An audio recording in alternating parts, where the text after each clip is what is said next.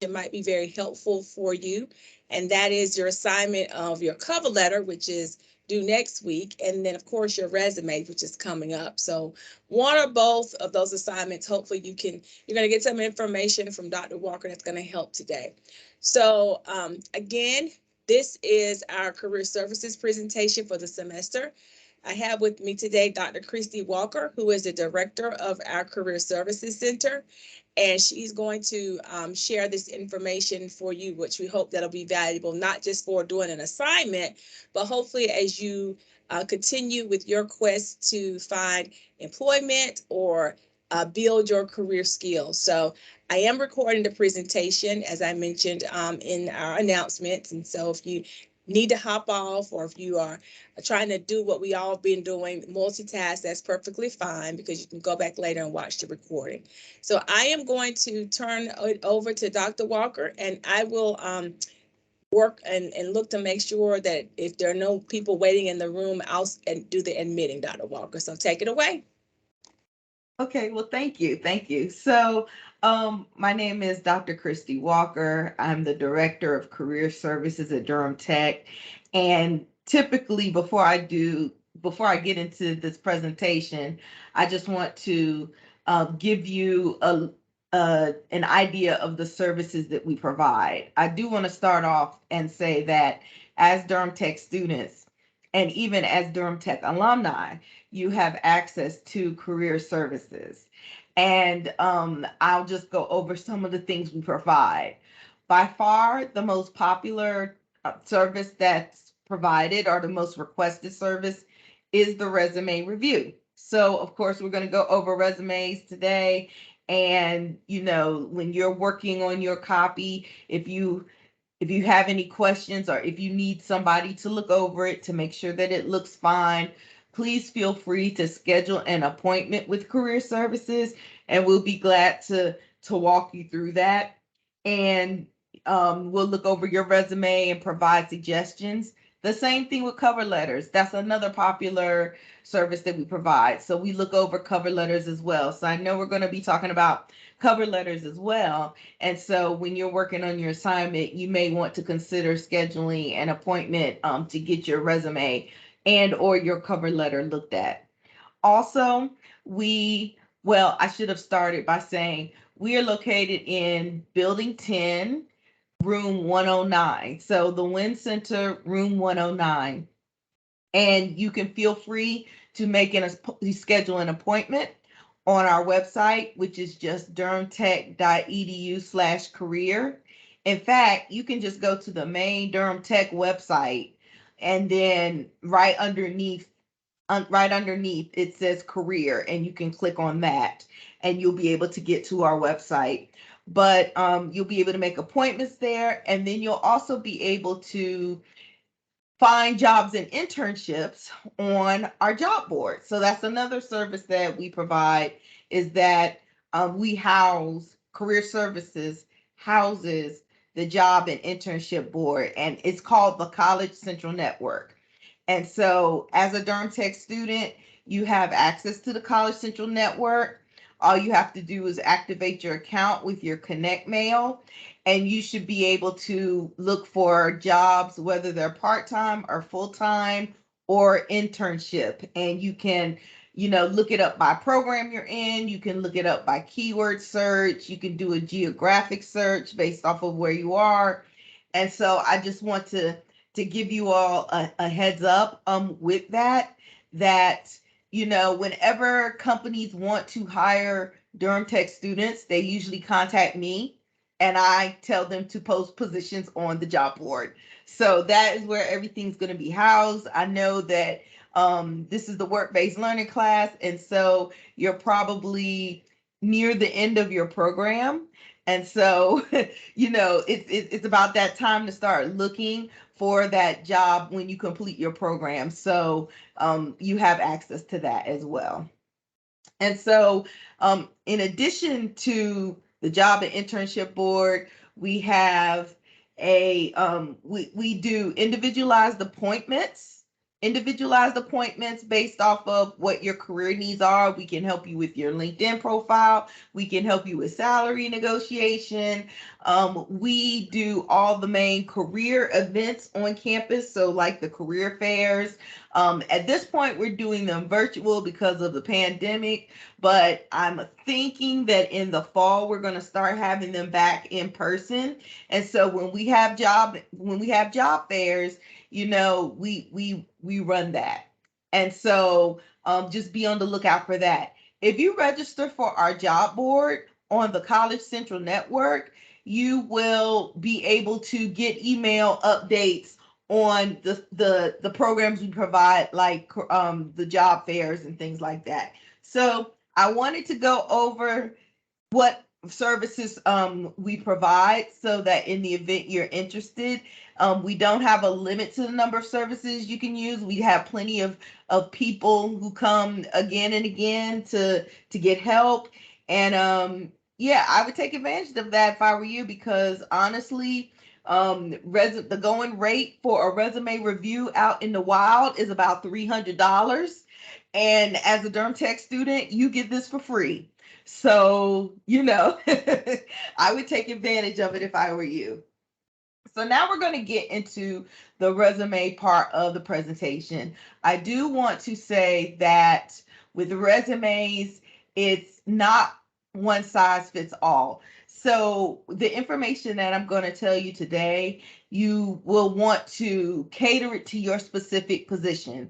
I am going to go over some general things, but some of the things may apply, some may not.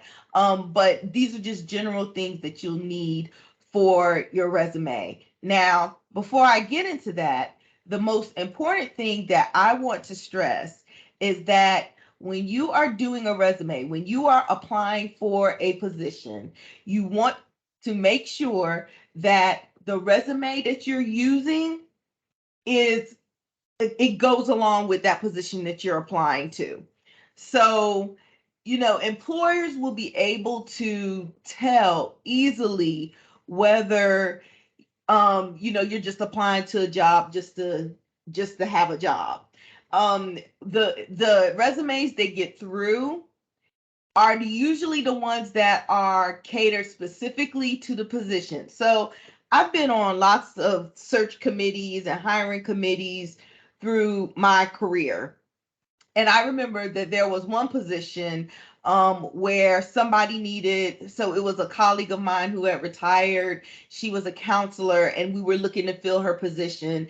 And so I'm just using this as an example. The position that we were looking to fill, you needed to have like a master's degree in either counseling or higher ed or student affairs or social work or something to that effect.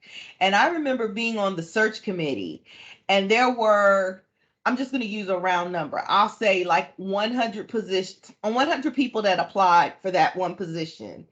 And some of the resumes that we saw as the committee were ridiculous. I mean, there were people with doctorates in physics. There were people that didn't graduate from high school and everything in between.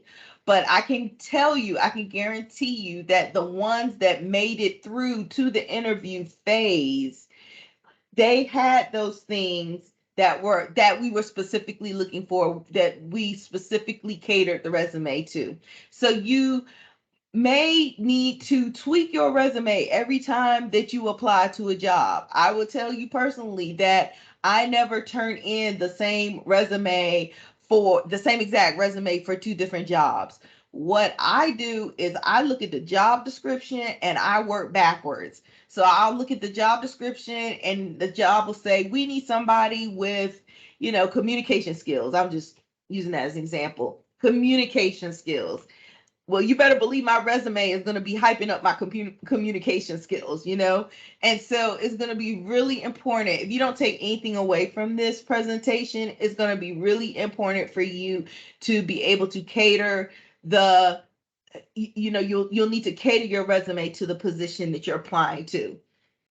One of the common mistakes that I see with resumes is that people feel like they have to put everything that they would say in an interview on a sheet of paper. And that's a big mistake. So really the point of the resume is to get you in the door for the interview. And then when you get in the interview, then you can explain everything. But as for the resume itself, the point of it is to help get you to that next level. So, it's to entice or pique the interest of the people that are looking at your document.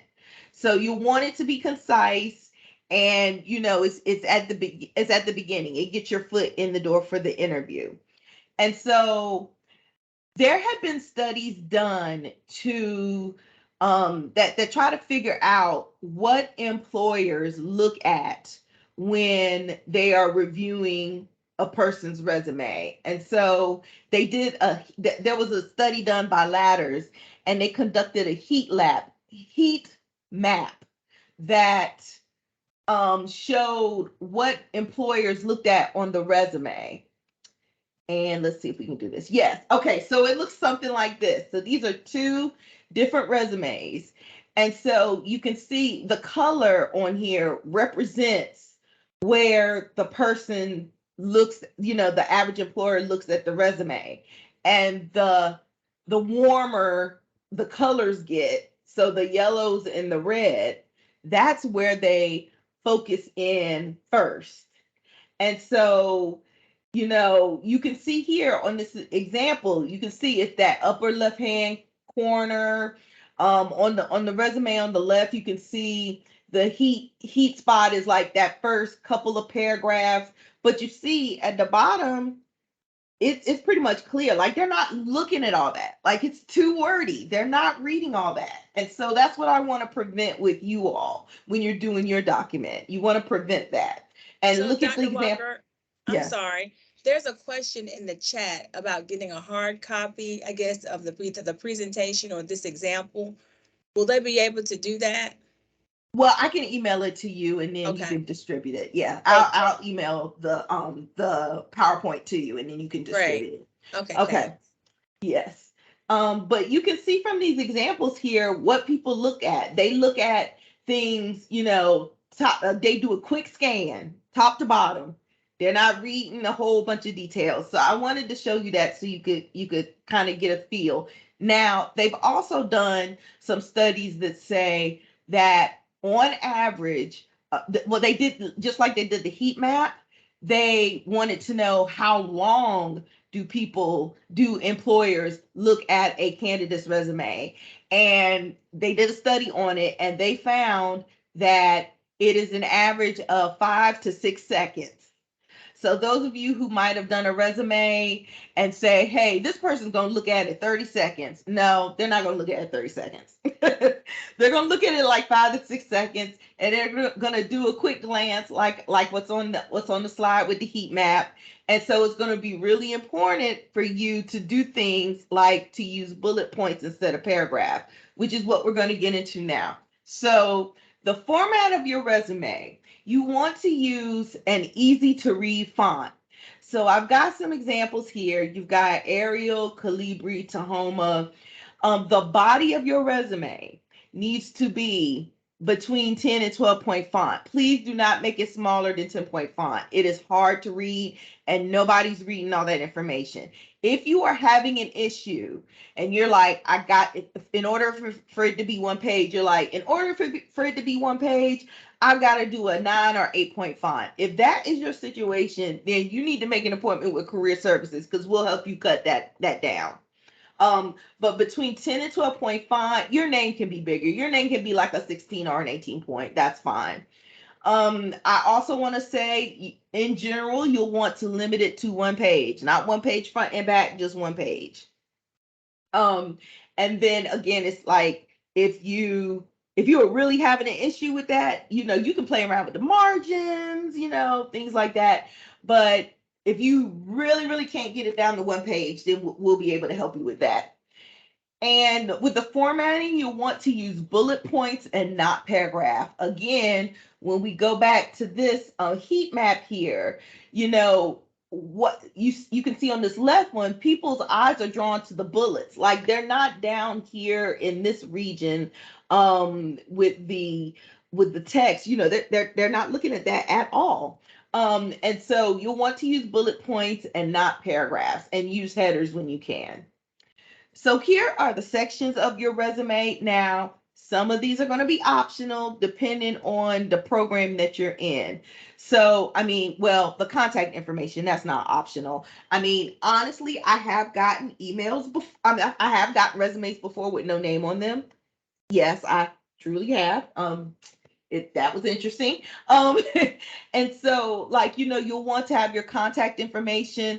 A summary may be optional if you have a lot of experience in a certain area. You may want to highlight that. That's optional. But you need your education, your certifications and licensures if your program has that. Even if you're in a program that doesn't have that, but you have a certification from something else, or from like your previous career or something like that, then you'll need that. And then a relevant coursework section is optional. You do not have to have it, but some people do. Your skills, your experience. Sometimes people have special projects that they want to highlight. So for example, there was you know what? You could highlight something from your work-based learning. Actually, that would be a special project that you could do. So something from your work-based learning experience. And for example, I worked with somebody who was an IT person, and they had not worked like a full-time job in IT, but I think they were doing like the web design program or something where they created they did different projects, coding projects and things like that. And so that person had a special project section. And then you can have a section called activities and or one that says professional organizations that you might be involved in. Okay. And I'm going to stop for a second. Are there any questions or anything? Okay. No, I'm not seeing any in the chat. Okay. I am curious though, the resume that didn't have a name on it, what was some advisement you gave to that person, or what happened in that situation? Well, I couldn't give them advice because they were applying for a job. So they turned it in and they were applying for a job. And I was like, well, I don't know who to contact, Right. you Right. know? So, Interesting. So make sure your okay. name is on your resume. Yeah, exactly. Every time I say, I think I've seen it all, then something crazier comes. I have stories. I have stories. Okay. So with your contact information, you'll want to have some format like this. Any one of these will work. It can be left justified, it can be right justified, it could be centered, but it at least let it look nice and neat. Now the thing is, you do not have to put your street address. So you'll just want to put your city and state. You don't even have to put the zip code either, but city and state. So your name, your city and state where you live, your phone number, your email. And some people put their LinkedIn URL on there, but I wouldn't really advise that unless my LinkedIn profile was up to date. Some people just they choose not to put their LinkedIn URL on there, and that's totally fine. But any one of these examples will work. And so for your education, this is going to be different for everybody, because everybody that's watching this probably has different schools, different experiences. So what you will do is you'll want to you'll put it in this format: the name of the school, the city, the state, then underneath that, the degree or the diploma or whatever program you're in, and then when you expect to graduate. And GPA is optional. So you'll want to put when you expect to graduate or expect to complete your program. It doesn't matter if it took you 10 years to graduate. It just matters that you're graduating or you're completing your program in August 2022 or whenever it happens. It doesn't matter how long you did it. Now, some people, so for the resume, things go in order from newest to oldest.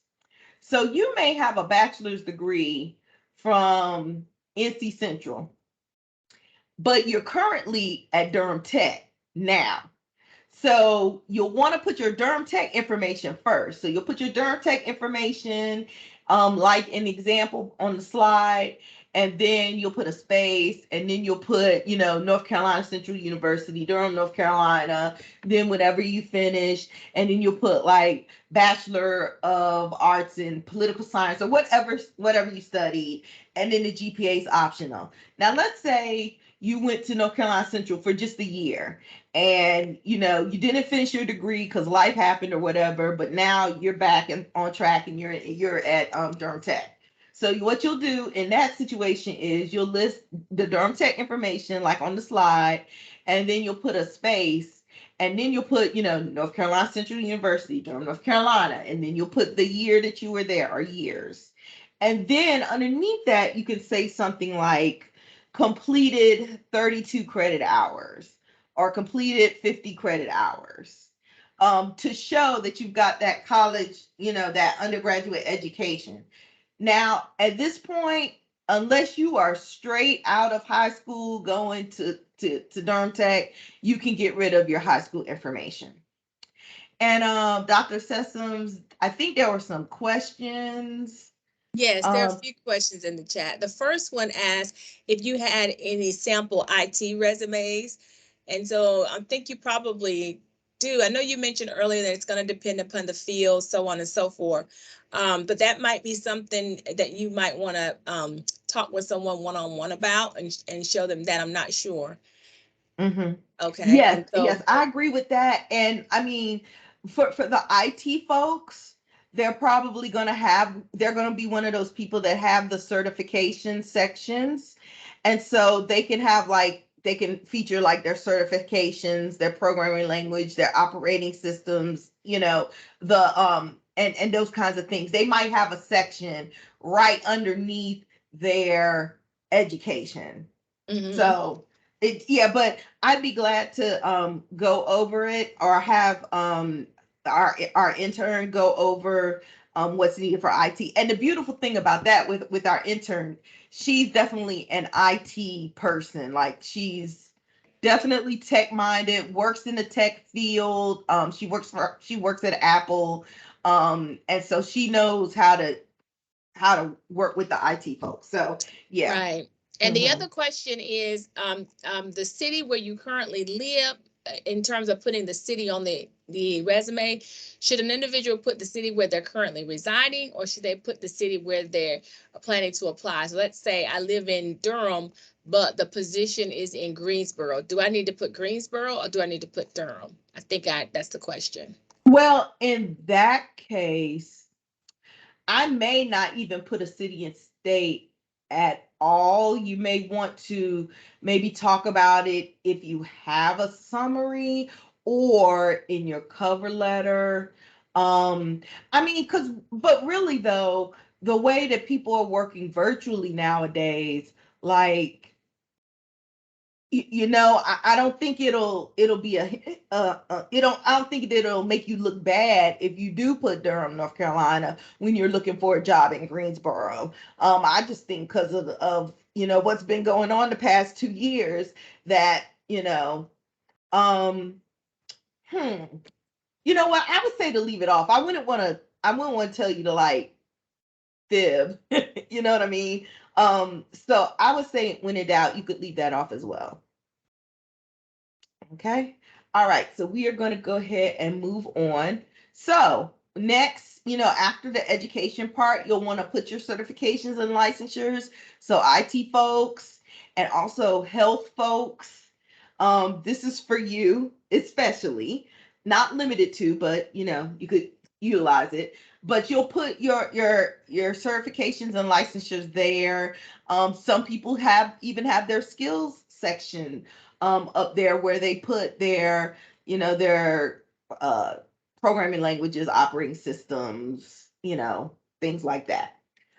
All right. Some people have an honors and achievement section. This is another one of those that's optional. So, some people have dean's list, some people have scholarship or awards. You can have that there as well. All right, so we're gonna move to like the meaty part of the sandwich here. So we're gonna talk about your experience, and experience, that's the most important section. One thing I get from students a lot is they'll say, for example, I am I want to study, I don't know, electronics, and I want to study electronics or be an electrician or something like that. But I am a cashier at Target, and should I have to put that I'm a cashier at Target, even though it's not applicable to like electronics or anything? And my answer to that is yes, because you're showing that you're able to hold employment, and you're also showing that the skills that you get from being that cashier at Target can be transferable to when you're looking for those electrician jobs. So what I say to that is, for your experience part of your resume, it's going to be more than just your jobs that you get paid for. It's going to be more than just your jobs that are directly applicable to what you're trying to get. And so it will be, you'll list your internships. You can list, this work-based learning experience that you're having now. Like, you can list that. You can list your volunteering. You can list any leadership positions, any special projects. And so don't sell yourself short. I will tell you, the biggest thing when I'm working with students is a lot of times they will sell themselves short. And I'm like, well, why didn't you say you know how to do such and such? Oh, well, it was because, it was when I was, a hostess in a restaurant. Well, no, but still, you'll want to list those things. So with your experience, you want to have things in order from newest to oldest, meaning the job that you have now, you'll want to put more towards the top because it goes in reverse chronological order. You'll always want to use bullets. Always, always, always, always use bullets. No paragraphs. Nobody is going to read those paragraphs. And you'll always want to start bullets with an action verb. Never, do not start your bullet with responsible for or I was responsible for. Now, let me show you what action verbs are. You could just do a Google search on action verbs, action words. You see all these examples here. So every bullet that you write on your resume needs to start with one of these. Do not start with responsible for blah, blah, blah, blah, blah. Because see, those are extra words. Like, my thing is, if you put it on your resume, it's assumed you're responsible for it. Because why are you not going to put it on there if you didn't do it? So, it's just extra fluff words. And remember, that employer has like 5 seconds. These employers, they want to know what's in it for them. They want to know what their bottom line is. So they are going to be gunning for, their eyes are going to be drawn to the bullets, and they're going to be, looking at what you did, because they don't have a lot of time to be pouring through and things like that. So, you'll want to have, like I said, no paragraphs, no responsible for blank, or I was responsible for this. You also don't want to have any personal pronouns such as I did this, we did this. It's just not the language that resumes are written in. And you want to quantify when possible, meaning use numbers when you can, because remember, these companies are all about the numbers. They're all about their bottom line. So if you can say something in your bullet like improve store sales by 10%, or something like taught swimming lessons to group of 5 kindergarten students. Okay, so you'll want to use numbers when you can, because numbers can say a lot, and so you can use that to your advantage, and it kind of brags about what you do, because of course they want to know what's in it for them. So here's an example. This is kind of like a business related resume, but still, I think you can get the gist of it. So look at the way that it's written. It has the job title, the company, the city, the state, and the dates. So entry level account representative, Halo Consulting, blah, blah, blah. You see that under this first position, it has bullet points, no paragraphs, and each of these bullet points start with an action verb. So none of them say responsible for blank, blank, blank. Responsible for overseeing the printing of daily reports. Like, no. It just says to oversee printing of daily reports. Then you've got a previous job, the business admin intern. Again, it's in the same format. Company, type, job title, company, city, state, dates, bullet points, and action verbs the whole time. Okay. So you may want to have, depending on your experience, and again, this is not one size fits all, but depending on what you do, you may have a section called relevant experience where you put what you did that is relevant to the job that you applied to. And then you might have a section called additional experience where you put, things like being the cashier at Target or the hostess at the restaurant. Okay. So you can make these headers apply to you. I mean, I have different headers on my resume because I have like different groups of experience. So I have counseling experience, and then I list my counseling things. Then I have academic advising experience because that's what I used to do before I got this job. And then I list those things like that here, like so. So, you want to cater it to what the job is asking for. All right. So next, we are going to go to the skills section. So with your skills, it includes your technical skills, like I said, those computer languages and things like that. It also includes your language skills. So if you are using this document to apply to jobs in the United States, then you do not have to put you're fluent in English. However, if you are fluent in a language other than English, definitely put that. And even if you're not fluent, but you have you can converse a little bit, or even if it's just basic, you can put that language there. Okay. So list those languages. You don't have to be 100% fluent in it to list it. And then some people choose to put like their lab skills or lab techniques or things like that. So what you don't want to include, you do not want to include your interpersonal skills, your organizational skills, any of those soft skills. The reason why is because you should be able to explain what those interpersonal or organizational skills that should go in the bullet part of the resume. So in this section here, this is where you will demonstrate that you have communications experience. This is where you will demonstrate that you'll have, the different kinds of organizational experience and things like that. So like this business administration intern, this first bullet that says assisted with processing mail, bookkeeping, data entry, and office supplies. Well, that's definitely showing organizational skills. So it's no need to put the words organizational skills on the resume because that's just an example right there. Okay. Some people have a section called volunteer experience where, they highlight the volunteering they did. Because remember, I was saying that it's not just your jobs. So it could be places that you volunteered. So you can either have it listed like at the top where it has like the role, the organization name, and then the time that you did it. Or you can even flesh it out like it was a job.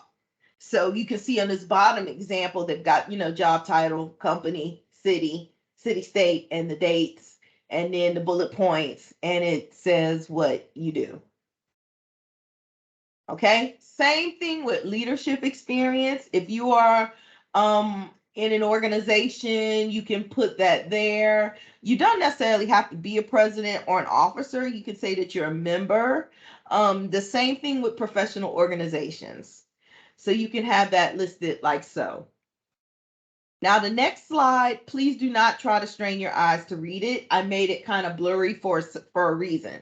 So the reason why I did this, I have these two examples here, is to show what a clean layout looks like on a resume. So, I mean, you don't even need to know what's on the document to see that, like, for example, on the right one, they've got your name. I mean, they've got the person's name at the top, it's bold.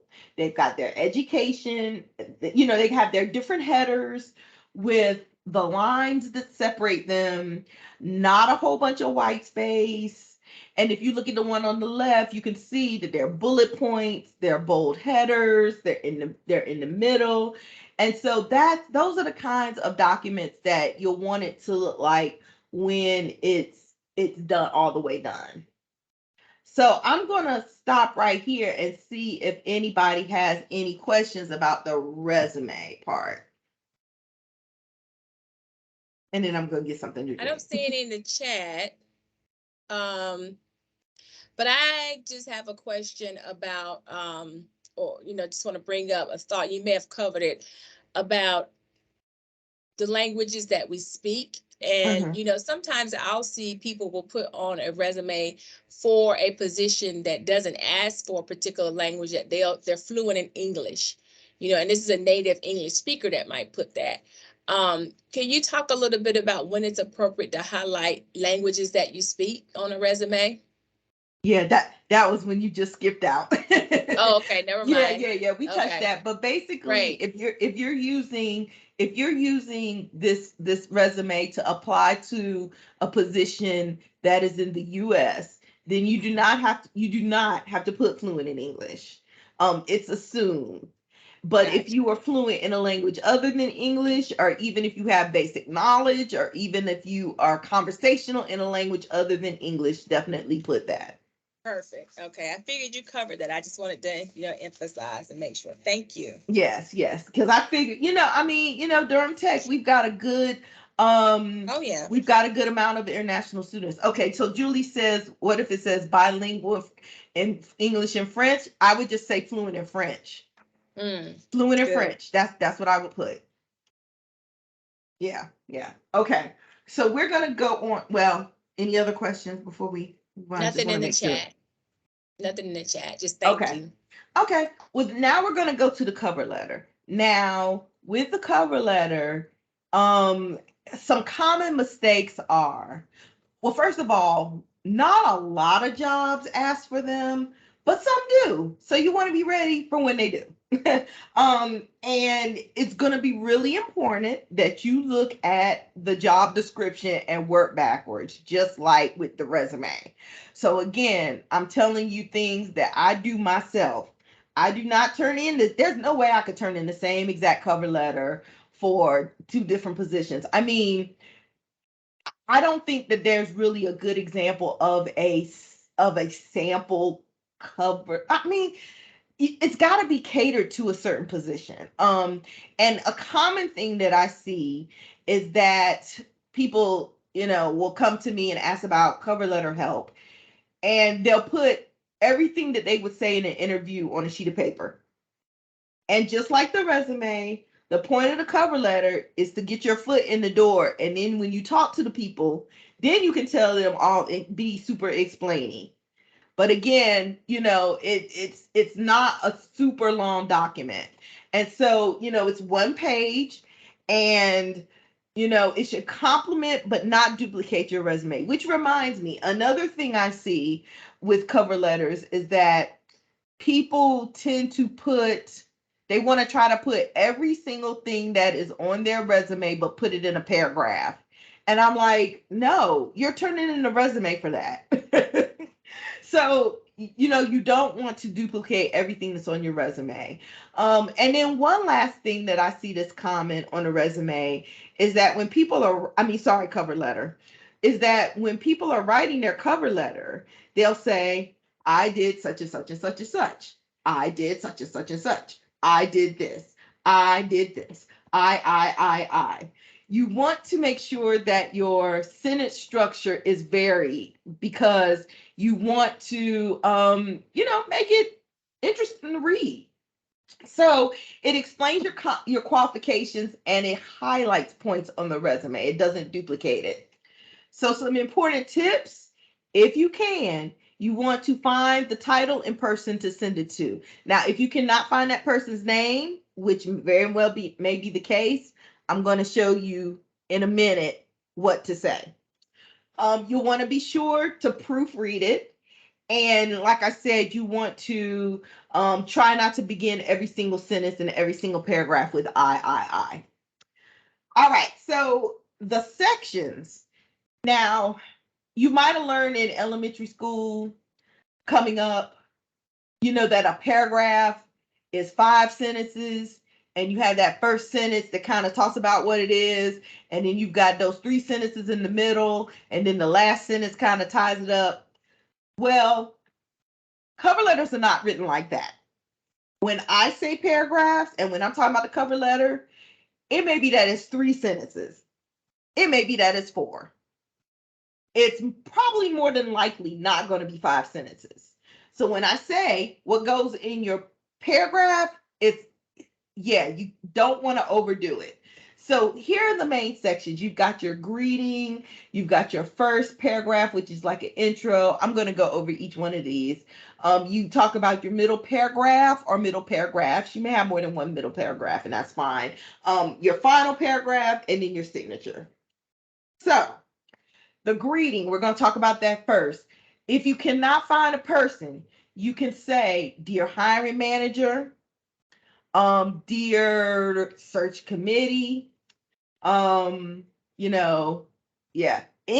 one of those. Do not say "To whom it may concern." Just go ahead and delete that now. Do not say "To whom it may concern." Do not say "Dear sir or madam." Okay. So if you know the person's name, then you'll say the person's name. Or if they have like a unisex name, you can say dear Leslie Smith, because there are people of all genders named Leslie. At least I know some. So, you want to, just put their name if you have it. But if not, use dear hiring manager. The first paragraph is about 2 to 3 sentences. So remember, I was saying that it's not a full like a 5-sentence thing. You want to talk about your reason for writing. You want to talk about the position you're applying for. How did you find out about this position? At this point, you can name drop if you know somebody that works in that office and say, "I heard about this position through Dr. Makara Lewis Sessoms, who is my instructor at Durham Tech, where I'm a student." And then that's it really. Okay, 2 to 3 sentences. So here's an example. And so you can see here, they're saying, "I had the opportunity to speak with Mrs. Trisha Gibbs." So again, they name drop. And then Mrs. Gibbs suggested I contact you regarding my interest in working at one of the resorts from Hilton Hotels. So it really is not that long of a thing. I think this one is just 2 sentences here, but it can be 3.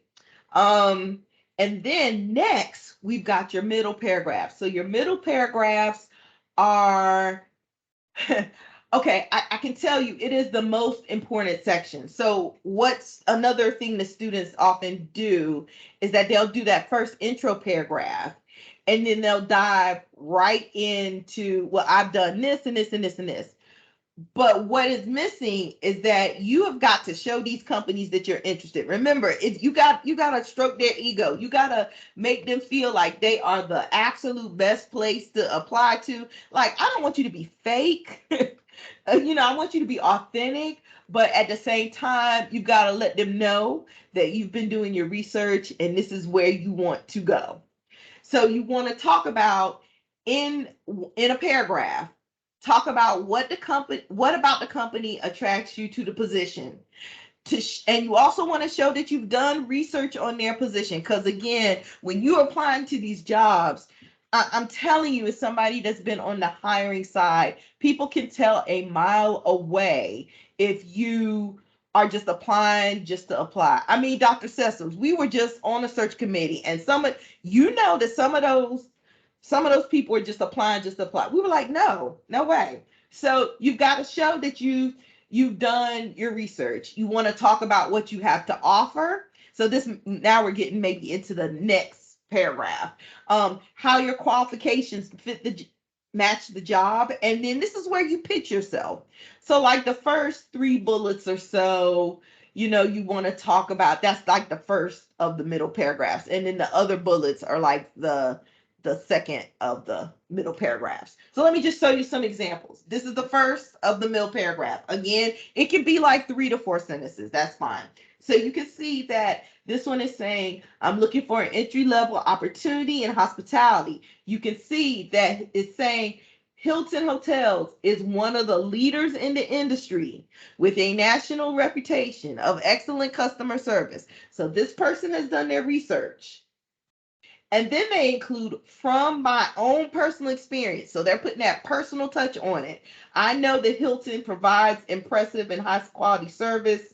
It is my desire to make a difference for people as they travel, and I want to be a part of the best in the business. So that's, you're stroking ego a little bit. Okay. All right. So that, and then we've got the second of the middle paragraph. And so you can see, first of all, they don't have I. So you can see from my attached resume, you'll note that I have experience in this. And then they have a sentence about my education. What my education has taught me how to do this. And then you can say, additionally, I've been involved with things on campus, which have strengthened my skills in supervising, organizing, and planning. So, I mean, I don't expect a lot of you to be like involved in like leadership roles on campus. However, you can talk about your past work experiences. So this is where you talk about your past work experiences or your past, experiences where you volunteered. And then the final paragraph, which is about 2 to 3 sentences, you want to conclude by thanking the employer. You want to include info on how you're going to follow up. And then you'll, your signature. So, for example, in summary, I'm confident that I have the talents and backgrounds to make a difference. I'd like to discuss my qualifications at your convenience. Feel free to contact me by email at this or by phone at this. Thank you for your time and consideration. So kind of short and sweet, not a whole bunch of fluff. And then you'll want to say close using sincerely. And of course, it's more than likely going to be an email. So, you'll include your type name, you can type out your name and you can follow by your contact information. So this is the example here. Now, this right here is everything that we've gone over in this example. I mean, it's just a copy and paste, but I'm doing this to show you how it looks. And you see, it's not super long. You're not writing an essay. It's not. So, each of those paragraphs are like 3 to 4 sentences, if that. And so really, based off of the job that you're applying to, you want to look and see what they're asking for and then work backwards. Make sure you talk about it when you mention in your resume. So like if a position is asking for strong communication skills, talk about how you gain communication skills by working as such and such and such and such. Okay. All right. So somebody was asking, how about a third paragraph? You don't necessarily need to put all that in there. You might get to the point of where you're trying to explain everything in your resume on a sheet of paper. And remember, the point of the cover letter is to just pique their interest. Okay. So with that being said, that concludes the presentation. Here's the contact information. I'm going to email this presentation to Dr. Sessoms as soon as we get off, and then I think she's going to distribute it to you all. But, here's our website, our job board. Feel free to email us. From the website, you'll be able to connect and make an appointment with a career counselor. And yes, you'll be able to schedule an appointment here. And so that pretty much concludes my presentation. Great. Thank you so much, Dr. Walker, for presenting that information. Does anybody want to unmute and ask a question, or you can continue to put it in the chat? We have a few minutes left. Hello, can you hear me? Yes, Yes. Matthew, we can hear you fine. Hey, Makara, have you heard anything about the job? No, I think that you No? and I need to talk about that separately. Yeah. You haven't heard back from UNC? No. Okay, thank you for letting me know that. Yeah. So, like on Teams later on, or? Yes, let me follow back up with them. I did last week, but I need to know what's going on their end. Okay. Any other questions? That'll be it for me.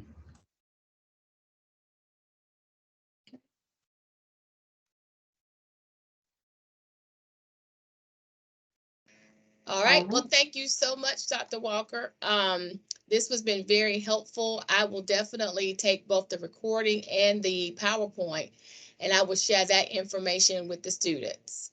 Okay. I'm going to email you now. So y'all have a good rest of your day. All right. Thank you so much. Bye-bye.